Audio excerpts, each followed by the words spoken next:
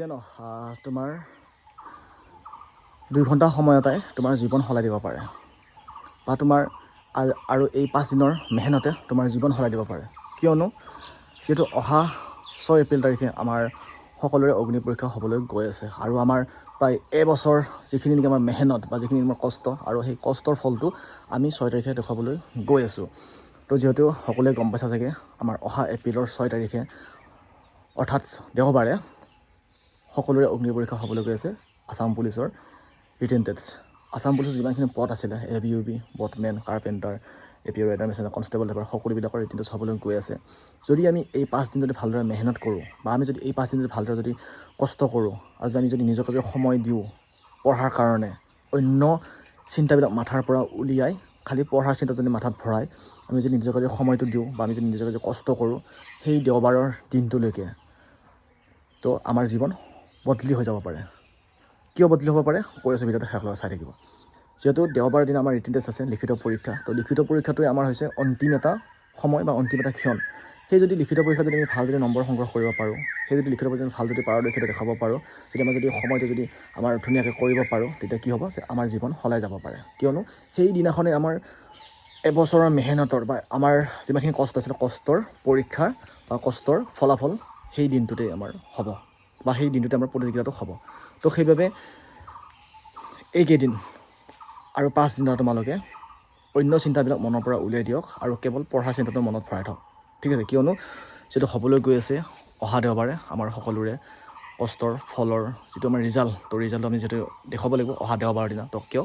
কাৰণ অহা দেওবাৰে যিটো ৰিটেন টেষ্ট হ'বলৈ গৈ আছে, যদি আমি এই 2 ঘণ্টাটো যদি অহা দেওবাৰে যদি সেই 2 ঘণ্টা যদি আমি ভালদৰে যদি নিজকে যদি মানে নিজৰ ওপৰত যদি আমি এৰি দিওঁ বা নিজৰ যদি আমি যদি কষ্ট কৰি সময়খিনি যদি সেই 2 ঘণ্টা সময়টো যদি আমি লগাই দিওঁ, তেতিয়া আমাৰ জীৱনটো সলি যাব পাৰে বা জীৱনটো বদলি যাব পাৰে।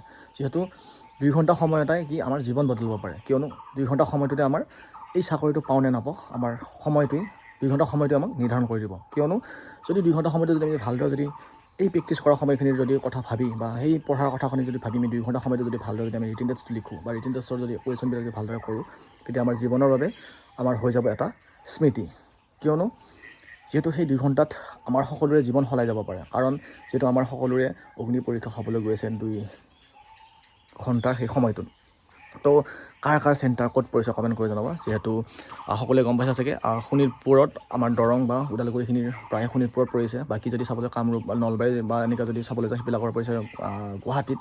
তো ভালদৰে এক্সামটো দিয়ক, কাৰণ তোমালোকৰ সেই 2 ঘণ্টা সময়খিনিয়ে তোমালোকৰ জীৱন সলাব পাৰে বা সেই 2 ঘণ্টা সময়খিনিয়ে তোমালোকক এটা কি ক'ম তোমালোকক ক'বলৈ মানে শব্দ নাই বিচাৰি পোৱা। তো তোমালোকৰ মাত্ৰ এটাই মই জানো যে তোমালোকৰ জীৱন সলাই দিব পাৰে। চ' সেইবাবে এই 2 ঘণ্টাটো ভালদৰে তোমালোকে নিজৰ ওপৰত এৰি দিব সেইদিনাখন, যিদিনাখন নেকি 6 এপ্ৰিল দেওবাৰ 10টা বজাৰ পৰা 12টা বজালৈকে। তো সেই 2 ঘণ্টা সময়টো ধুনীয়াকৈ নিজৰ ওপৰত উচৰ্গা কৰি দিয়ক যে আজিৰ এই 2 ঘণ্টাটো মই ভালদৰে নিজৰ ওপৰত এৰি দিছোঁ আৰু মই নিজকে সলাবলৈ চেষ্টা কৰিছোঁ বুলি ভালদৰে লিখক, ভালদৰে তোমালোকে কুৱেশ্যনবিলাক কৰক, চাবা তোমাৰ জীৱন সলাই যাব। তো সেইবাবে এই 4-5 দিনটো ভালদৰে প্ৰেক্টিছ কৰক, ক'তো ওলাই যাব নালাগে, কোনো লগৰীয়া, কোনো গাৰ্লফ্ৰেণ্ড, কোনো বয়ফ্ৰেণ্ড এইবিলাক বাদ দিয়া এই 4 দিন 5 দিনটো। তো দেখিবা তোমাৰ সপোন যেতিয়া ছাকচেছ হ'ব তোমাৰ পিছত অযুত মানুহ এনেই ঘূৰিব। চ' সেইবাবে এই 5 দিনটো গাৰ্লফ্ৰেণ্ড বয়ফ্ৰেণ্ড এইবিলাক বাদ দিয়া, মাৰ গুলি ইফালেৰে ওলাই দিয়া, খালী ফ'কাছ পঢ়াত কৰক। তো 2 ঘণ্টাটো সেইদিনাখন দেখুৱাই দিয়ক, তো দেখিবা তোমাৰ পিছত হাজাৰ মানুহ। তো সেইবাবে কৈছোঁ নিজক ভালদৰে প্ৰিপেৰেশ্যন কৰা এই 5 দিনটো দেখিবা সলি আছে তোমাৰ জীৱন। চ' বেলেগ একো নাই, জাষ্ট এইখিনিয়ে কথা কৈছোঁ তোমালোকৰ লগত। কাৰণ বহুতে মোক কৈ আছে যে আপোনাৰ কাম নাই ফাল্টু কিবা কিবি বহুত মানে। চ' মই এইবিলাক কথা ওলাই দিছোঁ, ইফালে শুনি সিফালে ওলাই দিছোঁ।